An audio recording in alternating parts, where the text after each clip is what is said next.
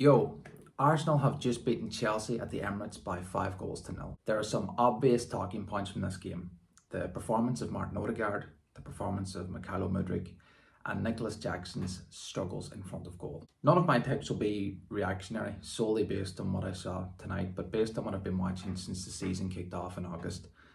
If you're more interested in a less measured, emotionally charged reaction to this game with a series of nonsensical ramblings, I'll include a link to Rory Jennings' channel below. He's probably delighted that the team he supports, and I use that word in the loosest possible terms, lost this game tonight, so he can be proved right in his eyes about his narrow focus on Mauricio Pochettino's credibility as a Chelsea manager. Look, I get it, Chelsea have lots of injuries, and tonight they were without Malo Gusto, who's been brilliant recently, but most noticeably Cole Palmer from their incredibly positive performance against Manchester City on Saturday.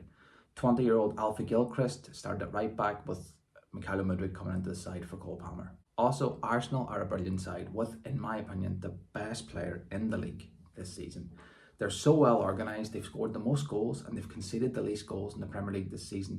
They're challenging for the title for a reason, and they're now 30 points between these two teams. Chelsea tonight lacked experience and quality all over the pitch. Jordi Petrovic was certainly at fault for the first goal, but the defence in front of him didn't know when to get tight or when to stand off for the duration of the game.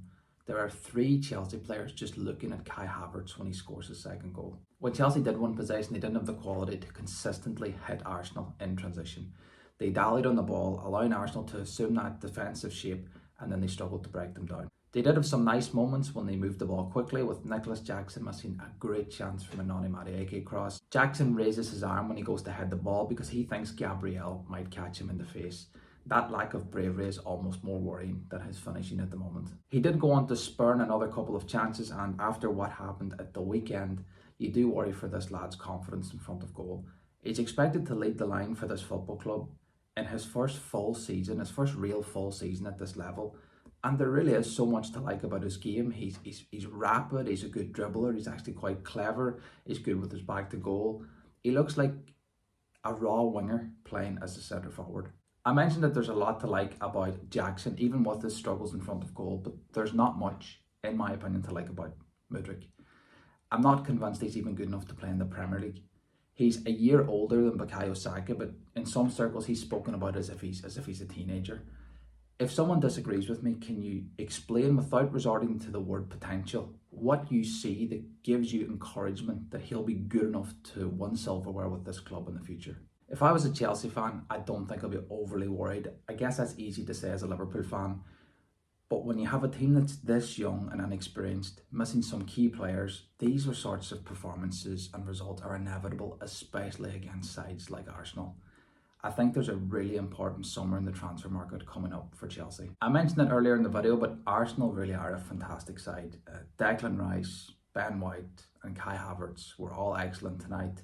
I could name many more, but I really want to speak about Martin Odegaard. I've been saying it for a while now, but I think he's the best player in the league. I genuinely think that the only reason he isn't being spoken about as much as he should be in terms of player of the year is because he only has 8 goals and 8 assists. And if you judge football players solely on numbers, that doesn't look overly impressive, especially for an attacking midfield player, even if he does play more of a box-to-box role, more of an 8 for this Arsenal team. His work rate, his balance, vision, skills, I just think he's magic. So much of what's good about this Arsenal team goes through him. Just watch him and only him. It's eye-opening stuff. That's all from me. Please let me know what you think in the comments section. What do you agree with? What do you disagree with? Has Odegaard been the best player in the league this season? And if not, who in your opinion has been? And am I being too harsh in Mikhailo Mudryk? Yeah, please let me know. Last thing, please do give the video a like and subscribe for more football related content. Thank you so much for watching.